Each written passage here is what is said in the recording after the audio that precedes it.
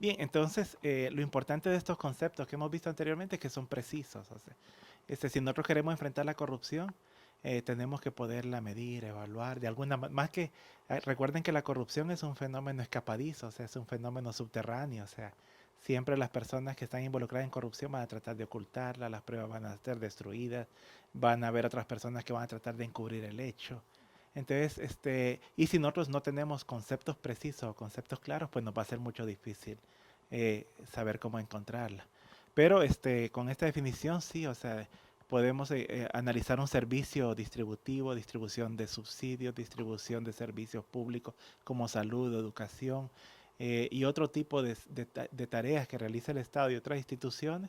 Y podemos ver, uno, se está a las personas que reciben el beneficio, ¿cumplen realmente los requisitos? Sí o no. Se le pregunta a las personas, a los grupos, ¿le exigieron requisitos de más? Sí o no. Verificamos si hay personas que han logrado pasar sin cumplir con todos los requisitos. Y también, aunque es un poco más difícil, pero podemos indagar si hay sobreprecios o si hay dinero que se está cobrando de más. No necesariamente en sobornos, pero a veces le dicen a la persona, tiene que ir a buscar que le hagan este estudio, que le extiendan esta certificación. Y eso genera un sobrecosto. Y muchas veces ese es el indicativo de que puede haber un problema de corrupción. Entonces esto nos permite concretizar. Bien, pero en corrupción es necesario reconocer que a pesar de que de que alcancemos cierto nivel de precisión, hay una gran área gris, enorme. Le llamamos precisamente así el área gris, que son prácticas que no son corrupción o no constituyen corrupción, pero en determinado momento conducen a que se genere corrupción. ¿Qué son este tipo de prácticas? Conflictos de intereses. O sea, el conflicto de interés en principio no es malo, o sea, todos tenemos conflictos de interés, pero en determinado momento, pues sí, si yo estoy tomando la decisión, puedo decir favorecer a mi familiar, a mis amigos o a alguien que me ha ofrecido acciones en una empresa, acciones privilegiadas en una empresa. eh, la opacidad, cuando no hay información, cuando la gente no se está dando cuenta de qué está ocurriendo, esto es cuando hay falta de transparencia, pues es más fácil ceder a la tentación de que, bueno, puedo hacer lo que quiera porque nadie me está vigilando. La ineficiencia, a veces se mantienen muchos servicios públicos, se mantienen operando de manera ineficiente porque precisamente esa ineficiencia cubre este tipo de práctica, el incumplimiento, la no verificación de requisitos, requisitos adicionales o pago de sobornos. Ausencia de reglas. Si se fijaron o observaron, en el concepto de corrupción se dice rompimiento de una regla. Entonces, en la medida que la regla no sea clara, no tiene que ser una regla escrita, a veces es una regla informal. O sea, por ejemplo, cuando nosotros vamos al mercado, nosotros le pagamos a la señora con $1 y estamos casi 100% seguros de que la señora nos va a dar el vuelto. Entonces ahí hay una regla que está implícita y está interiorizada y sabemos que esa regla se va a cumplir. Pero a veces hay ciertas áreas donde no existen ese tipo de reglas. Por ejemplo, en materia de financiamiento electoral, por ejemplo, es un mundo casi no regulado en nuestro país. Entonces ahí es difícil, es un área gris, gris, gris, muy, muy gris, que pueden pasar muchas cosas. Y desde luego la impunidad, y he puesto ahí puntos suspensivos porque la lista puede ser mucho más grande. A veces la gente a estas prácticas les llama corrupción, pero en sentido estricto, en rigor, mm, quizás lo más apropiado sería llamarle riesgos de corrupción. O sea, hay una probabilidad de que puedan conducir a una práctica de corrupción y efectivamente pueden tener un impacto negativo en lo que es la distribución de ciertos beneficios. Ahí hay una, ¿cómo le llamo? Un enunciado que desde luego tendríamos que hacer pruebas para ver si se cumple. Y es que dice ahí que mientras más extensa sea el área gris, mayor es la probabilidad de corrupción. Efectivamente, cuando no hay reglas, cuando no hay información, cuando las personas gozan de mucha discrecionalidad, pues sí se ha observado que es más fácil que surjan problemas de corrupción. Bien, vamos aterrizando un poquito más. Partimos de un concepto, tratamos de establecer categorías de qué es corrupción. Vimos esta área gris, ¿verdad? Que es muy importante conocerla y entenderla. Y ahora vamos a plantear dos enfoques, le podemos llamar, o formas de entender la corrupción que generalmente tenemos. Una es un enfoque tradicional y el otro es un enfoque más contemporáneo. Y estos generalmente se dan al mismo tiempo, no es que sean categorías separadas, pero ayuda como, son como dos extremos, digamos, y en medio de eso ocurren muchas prácticas de corrupción. Tenemos por un lado un enfoque tradicional. En el enfoque tradicional, generalmente los individuos, la gente que veíamos ahí aplicando las reglas de validación, actúan por cuenta propia, o los círculos son muy pequeños de las personas que les ayudan o les toleran este tipo de prácticas. Básicamente el objetivo es apropiarse de recursos públicos, de dinero público. Ahí vemos que las prácticas pueden ser malversación y peculado, enriquecimiento ilícito, tráfico de influencias. Este tipo de corrupción básicamente se sostiene por relaciones clientelares. Por ejemplo, hay personas que necesitan resolver ciertos problemas y buscan a la gente o al funcionario para que les ayude y pues esto le da soporte, por ejemplo, a un diputado le puede generar base partidaria o votos para la siguiente elección y eso pues lo ayuda a mantenerse en el cargo. Opera principalmente en la prestación de servicios públicos, en esas tareas distributivas más que conocemos con mayor facilidad, que le hemos llamado servicios de educación, servicios de salud, subsidios económicos, incentivos u otros. Y generalmente está circunscrita a lo que es lo muy local o lo nacional. Más recientemente, y eso ha venido creciendo la literatura sobre eso, la corrupción, el enfoque tradicional es lo que generalmente se ve más, está más regulado, hay más leyes, hay más normas, más controles. Este otro enfoque que le llamamos enfoque contemporáneo, realmente es un campo de estudio bastante nuevo, hay muchas cosas que apenas se están documentando, y no necesariamente hay regulaciones o leyes, digamos, que tengan el alcance necesario para abordar el problema.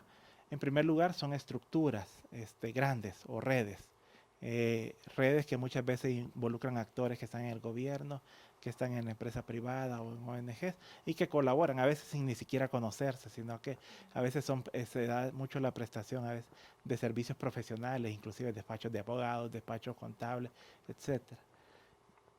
Básicamente el objetivo puede ser apropiarse de recursos públicos, pero principalmente es obtener un derecho sobre un bien público. Y aquí el bien público debe entenderse como un sentido económico, digamos, no solo el bien público un bien público es el mercado, un bien público son los recursos naturales, un bien público son el derecho, por ejemplo, a operar en un país, la licencia para establecer un comercio, etcétera. Entonces ese tipo básicamente es el permiso que da el Estado para explotar ciertos recursos que tenga el país y obtener un beneficio económico por esa explotación.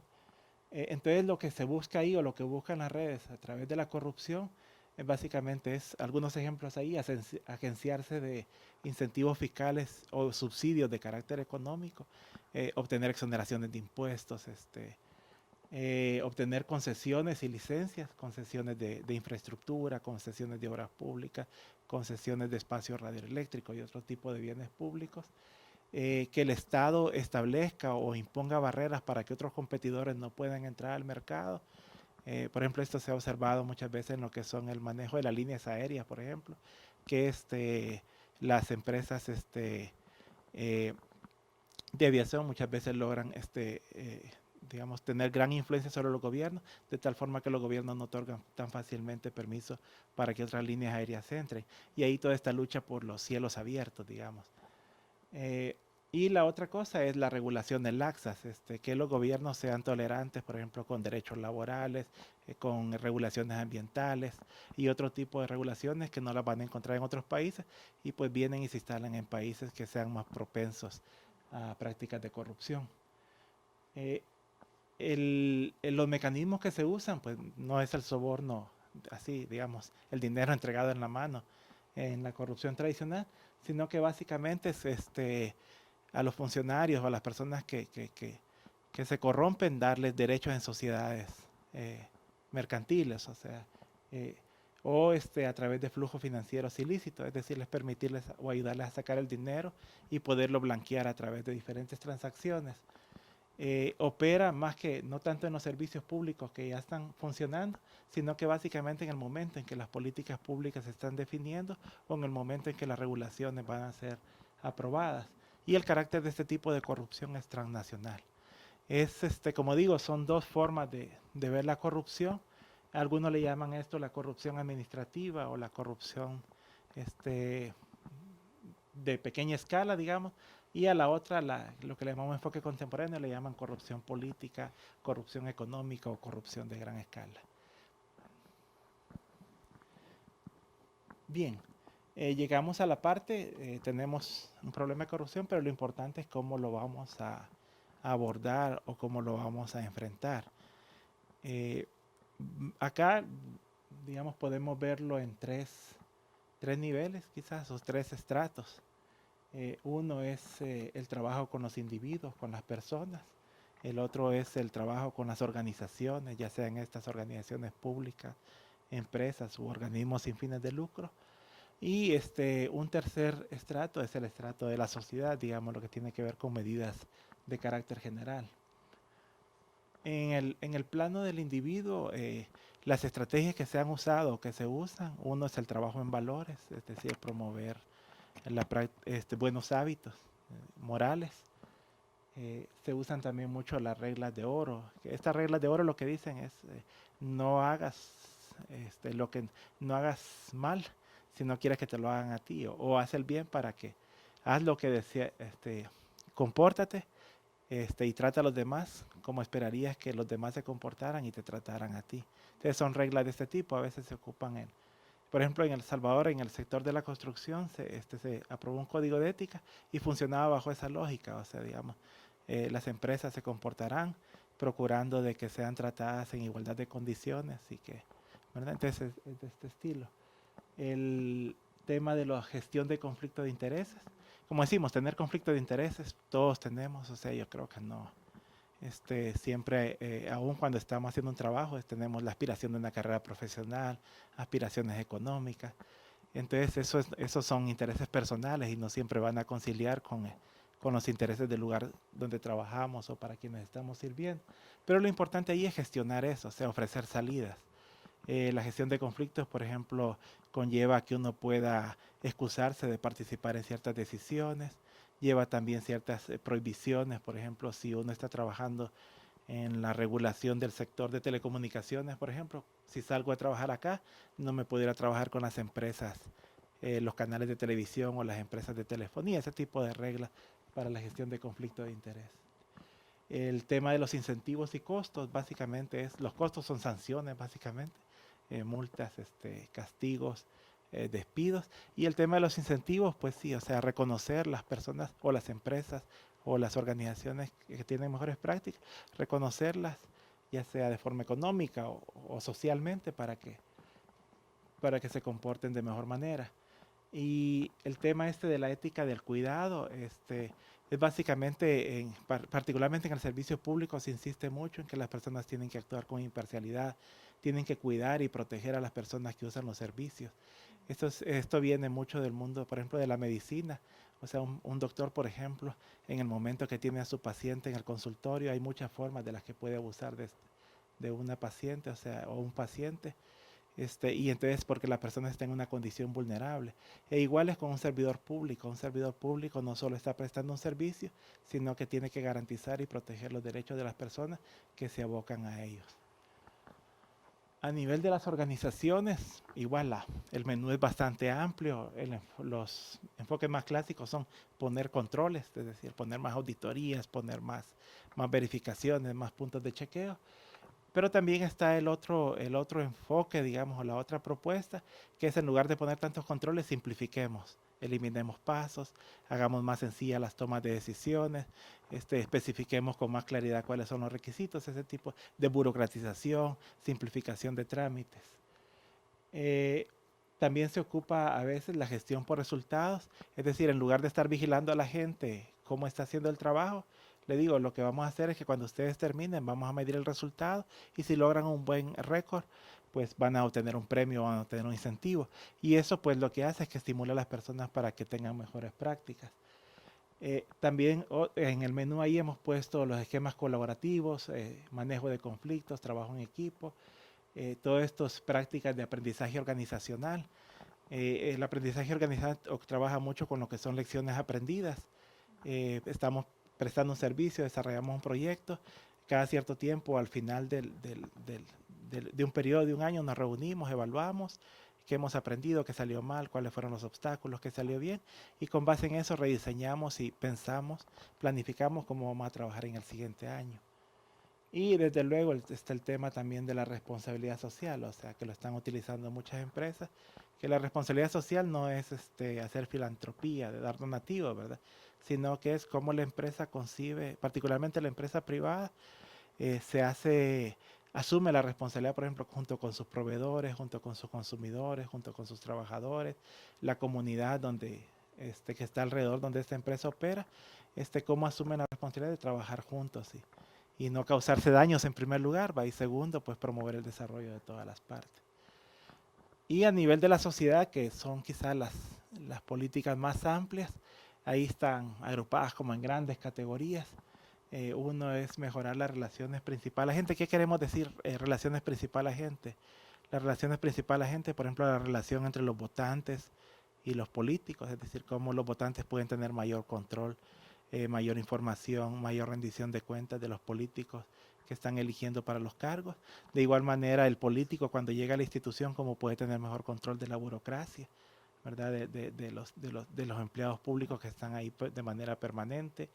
Eh, el enfoque de principal agente es como, por ejemplo, la institución reguladora o que vigila un sector de la economía puede tener mayor, puede ser más eficaz en su relación con las empresas que están operando el sector, digamos. Eh, pero son ese tipo de relaciones donde hay un principal, o sea, o alguien que tiene un interés y tiene que confiarle a otra parte que haga el trabajo o que explote un derecho o una licencia y pues que esa relación sea lo mejor posible. Ahí entran cosas como trabajar con los contratos, trabajar con la información. Desde luego también está todo el tema de conflicto de intereses, la rendición de cuentas y desde luego la supervisión. En el siguiente punto, lo he puesto en inglés porque creo que la traducción al español no expresa la idea. Es problem solving, traducción al español sería solución de problemas. Básicamente en lo que consiste es, en lugar de ver el problema de la corrupción en el agente, ver el problema de la corrupción en las personas que estarían haciendo la demanda, digamos. Entonces, por ejemplo, en el empleo público, digamos, en lugar de ver el problema en el evaluador o el jefe de recursos humanos que está haciendo las calificaciones, analizar por qué las personas estarían dispuestas a inducir prácticas de corrupción con la finalidad de conseguir un empleo. Y una vez uno tiene identificado eso, que las personas no es que quieran ser corruptas, digamos, en la parte de la demanda, sino que la corrupción les está ayudando a resolver un problema que en ese momento no lo pueden resolver de otra forma. Si no soy amigo de fulanito o si no le doy un regalo o le hago un favor, no tengo posibilidad de conseguir un empleo. Entonces lo que se hace ahí es buscar otro tipo de soluciones para ese problema. Entonces, en el caso del empleo público, por ejemplo, hacer pruebas de competencia, de mérito, que estas pruebas sean públicas, y ese tipo de mecanismos. Entonces, en lugar de querer pretender y poner la mirada en la gente, la ponemos en el lado de la demanda, tratar de entender por qué las personas tendrían propensión o estarían dispuestas a ser parte de una práctica de corrupción y buscar otro tipo de alternativas para ese problema. La institucionalidad, que es quizás como lo más general, reglas del juego, o sea, tanto para agentes económicos, agentes políticos y agentes sociales. Y la última creo que es la sumamente importante y quizás es en la que nosotros estamos involucrados, que es la acción colectiva, cómo muchas personas podemos generar ideas y podemos generar prácticas diferentes y comenzarlas a implementar para generar cambios. Esto incluye desde la movilización social en sus diferentes maneras, acuerdos entre actores, acuerdos amplios, por ejemplo, entre competidores en negocios del Estado, este, qué sé yo, demandas públicas o demandas colectivas por apertura de información o reformas legales, entonces ese tipo de cosas, donde los actores se unen, no tanto porque estén organizados de manera permanente, sino que hay una acción que los convoca y una acción en la que todos están dispuestos a apostar y efectivamente genera un cambio de conductas y de comportamiento.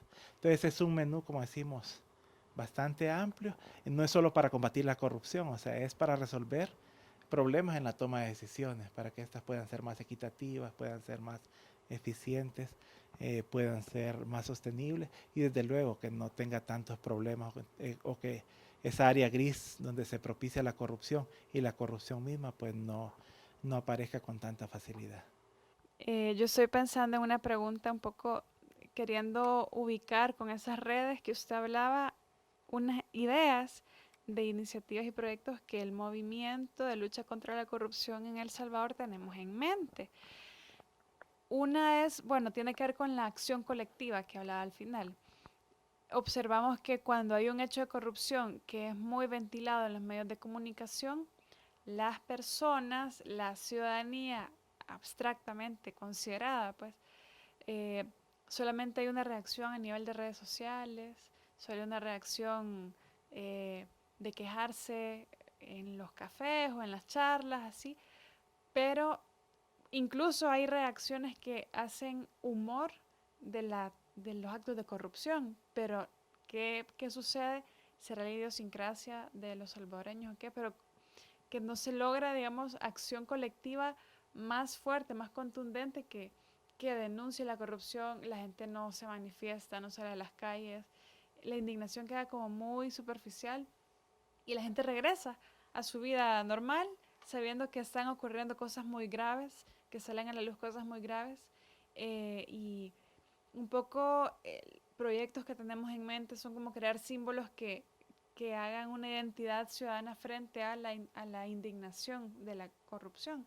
Pero ¿cómo se interpreta o bajo este esquema conceptual, dónde podría caber, digamos, una acción o si, cómo se podría complementar una acción de generar un símbolo, por ejemplo, de indignación frente a actos de corrupción y que podría ser una acción complementaria a esa iniciativa? Bueno, como dicen, pasar de la teoría a la práctica es lo más difícil. Yo particularmente creo que las sociedades evolucionan y evolucionan lento, o sea, no son cosas que se ven tan rápido. A veces uno piensa, la gente solo se indigna, solo habla y no pasa nada, ¿verdad? Pero si uno hace una mirada un poquito en retrospectiva mucho más larga, sí se da cuenta que las cosas se procesan de forma diferente. Básicamente de lo que se trata para resolver un problema de corrupción son dos cosas, o sea, uno, o que la regla sea más efectiva, que cambie la regla, o dos, y dos, diría yo, que el agente o el actor que está aplicándola y quienes se van a beneficiar y todo eso, cambien sus comportamientos. Entonces, muchas veces no necesariamente tiene que ser la manifestación en la calle, pero sí el mensaje y básicamente si estas personas sienten que hay un costo muy elevado de seguir comportándose como se han venido comportando, van a cambiar su comportamiento. Y yo sí lo que a veces hago es que decimos, ampliemos la mirada, digamos, no veamos solo este año, sino que veámoslo realmente en retrospectiva de 20 quizás 10 20 o 30 años. ¿Verdad? Y ahí sí uno puede apreciar cambios, van cediendo, formas autoritarias van desapareciendo, muchas formas tradicionales de hacer las cosas también va siendo menos aceptada por la gente. Los políticos se ven obligados a tener que justificar y explicar más por qué están haciendo determinadas cosas. Entonces, en esa medida, ahora obviamente no es el mundo perfecto, ¿va? Y siempre también pueden haber involución. Y el otro tema es la innovación, o sea, realmente yo creo que aquí han pasado cosas increíbles que han hecho que a veces prácticas que son consideradas indebidas y la gente ha hecho retroceder esas tomas de decisiones, ejemplo el decreto 743 y otras tantas. Lo que pasa es que sí digo yo, o sea, no quedarse en ver solo el momento, sino que tener una mirada más amplia. Y el otro tema es dentro de esto de si son sociedades que evolucionan, es que las sociedades también van madurando, o sea, y van madurando no para volverse más viejas, sino que van madurando en poder abordar de mejor manera las cosas. Y yo creo también ahí que ahora las formas de resistencia y de presión social son mucho más inteligentes que hace algunos años, o sea, son más finas, mejor informadas, ¿verdad? Entonces, pero definitivamente cada intento es una prueba y en esos intentos hay unos que no salen, hay otros que salen más o menos bien y hay otros que salen súper bien.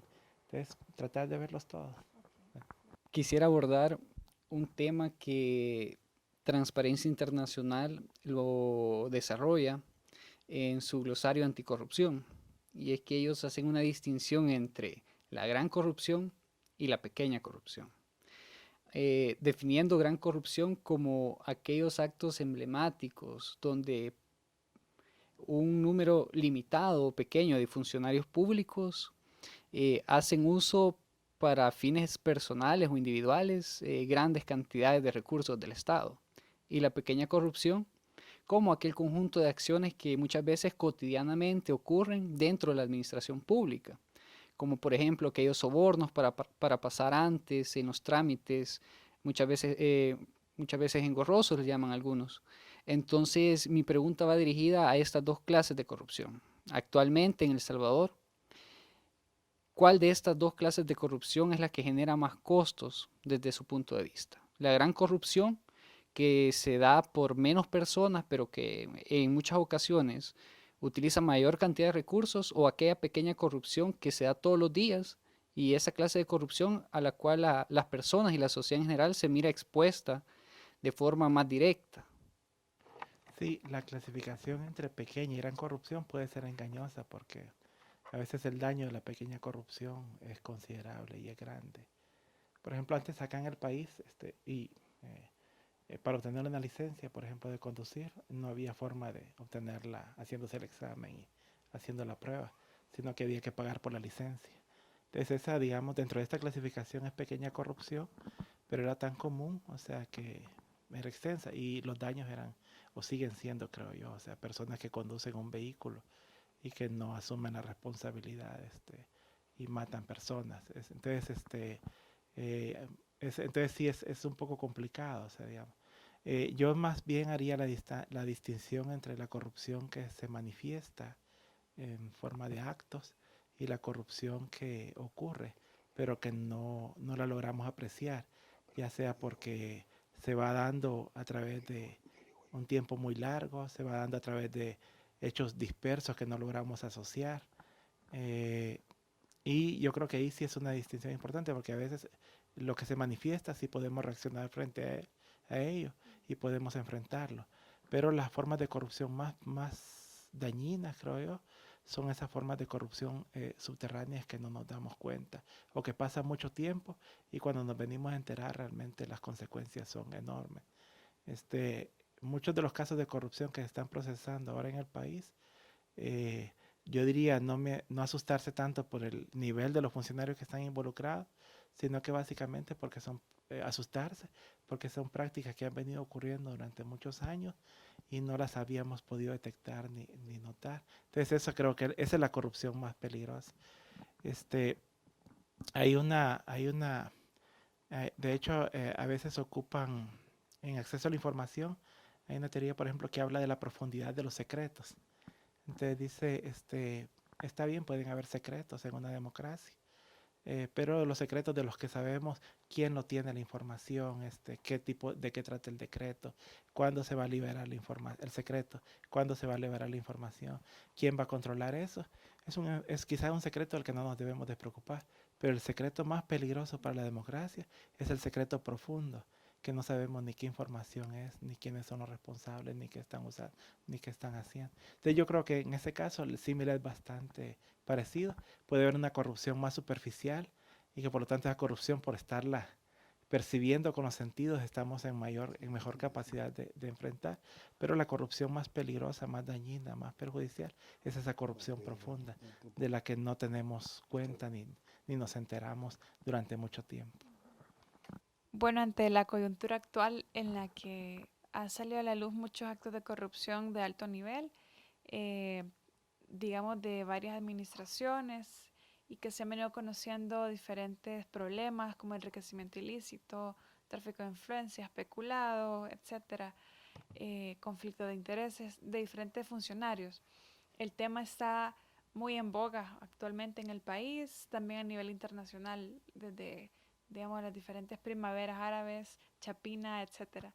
El tema de enjuiciar funcionarios o de procesar funcionarios por actos de corrupción, pero parece estar como en las grandes élites, en las grandes esferas del poder, y los ciudadanos de a pie y los ciudadanos también organizados, ¿qué rol deberíamos jugar ante esas coyunturas y qué podemos hacer para aportar algo a la lucha contra la corrupción?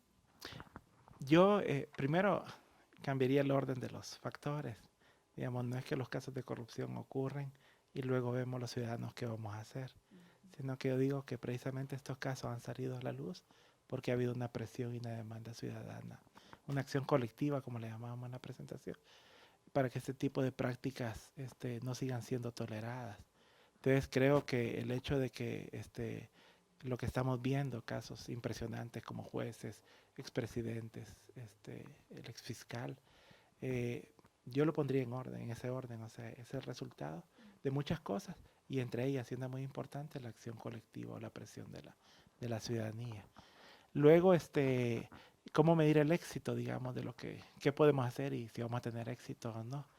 Eh, en cuestiones sociales nadie tiene el control de lo que resulta, o sea, ni aun cuando sea el presidente o sea el partido político más poderoso, no tiene el resultado, nadie lo controla, por eso precisamente es social, ¿va?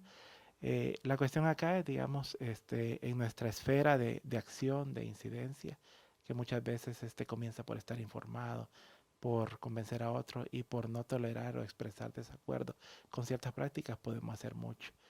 Lo más importante de los casos estos, creo que efectivamente van a haber procesos judiciales, nadie sabe en qué termine, pero lo más importante es mantener esa actitud, esa demanda de que hay ciertas prácticas que mucha gente no tolera, no le gustan y no está dispuesta a tolerar. Que los presidentes se vayan de viaje o los fiscales, ¿verdad?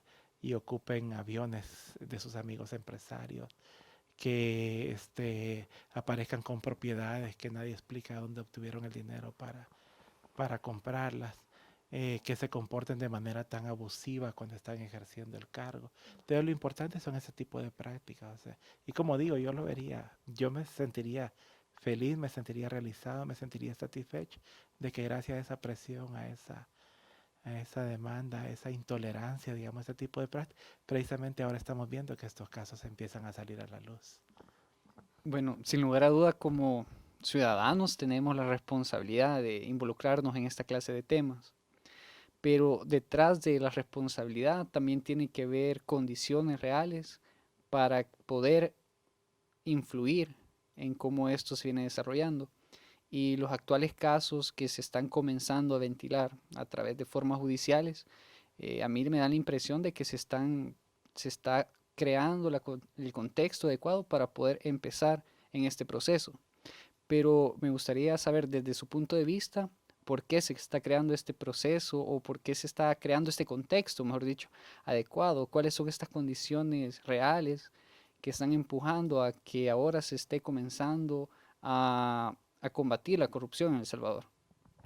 Eh, yo sí, digamos, sí no lo veo como las cosas, aunque hablo de evolución de las sociedades, no lo veo como una línea recta.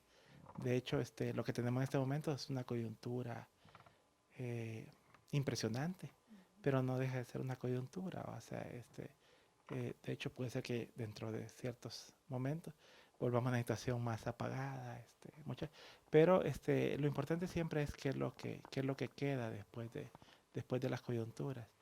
Y yo digo que las condiciones reales, como digo, tienen que ser cambios en regla, no necesariamente la regla escrita, sino que la regla práctica y los cambios en comportamientos. Eh, yo sinceramente, en cuanto a condiciones reales, sí veo una ciudadanía o un sector importante de la ciudadanía que realmente no se queda con la explicación que da el funcionario, la declaración que da el funcionario, sino que va y busca y trata de informarse y formar su propio criterio. En lo segundo, veo una ciudadanía, un sector de la ciudadanía que quiere activar los mecanismos legales que están a su disposición, ya sea pedir información de manera formal o ir al instituto, o en algunos casos poner las demandas.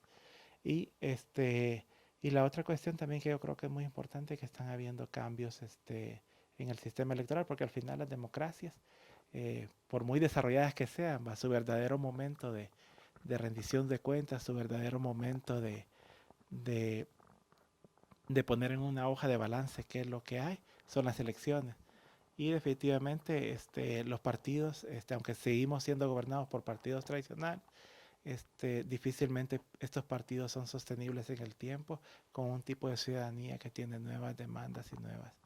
Entonces, ciertamente lo que puede pasar ahí es que puede haber un momento en que haya un sector de la ciudadanía desencantado con la política, como decimos, pero en todo caso sería la política tradicional, pero realmente construyendo y formando una nueva forma o una forma diferente de hacer política, que no necesariamente es a través de la manifestación o de la participación en los partidos, sino que es el ejercicio, y volvemos a los clásicos de la ilustración, básicamente el ejercicio del contrapeso, o sea, pero sí, yo creo que en esto es muy importante el sentido del éxito. O sea, uno no puede, como ciudadano, no puede aspirar a que todos los casos judiciales se van a procesar correctamente y que las personas van a ir a la cárcel, que el dinero se va a recuperar. No, porque estamos en una sociedad que tiene una institucionalidad pobre, que tiene una tradición de corrupción muy extensa. Entonces, de hecho, si uno lo pone matemáticamente, las probabilidades de que estos casos sean exitosos son muy, muy, muy bajas, ¿verdad? El factor de éxito es si podemos avanzar en esta coyuntura o no. Y si podemos avanzar como ciudadanía, si podemos crecer como ciudadanos, si esa densidad de demanda, de estar informados, de ser exigentes, de querer nuevas formas de hacer las cosas, crece o no crece. Ese es al final el factor de éxito. A mí me gustaba mucho una frase de Paulo Freire, que él decía, él hablaba del poder, ¿verdad? Entonces decía, si solo tienes, a ti te han dejado solo 1 centímetro o 1 metro de poder, o sea, y tú dices, no te vas a poner a reclamar, es que los otros tienen 99 centímetros o mucho más poder del que yo tengo. No, dices, si solo tienes un metro o 1 centímetro de poder, lo único que puedes hacer y lo que tienes que hacer es usarlo. ¿Ve? Y eso está súper bien, o sea, y creo que es lo que estamos haciendo.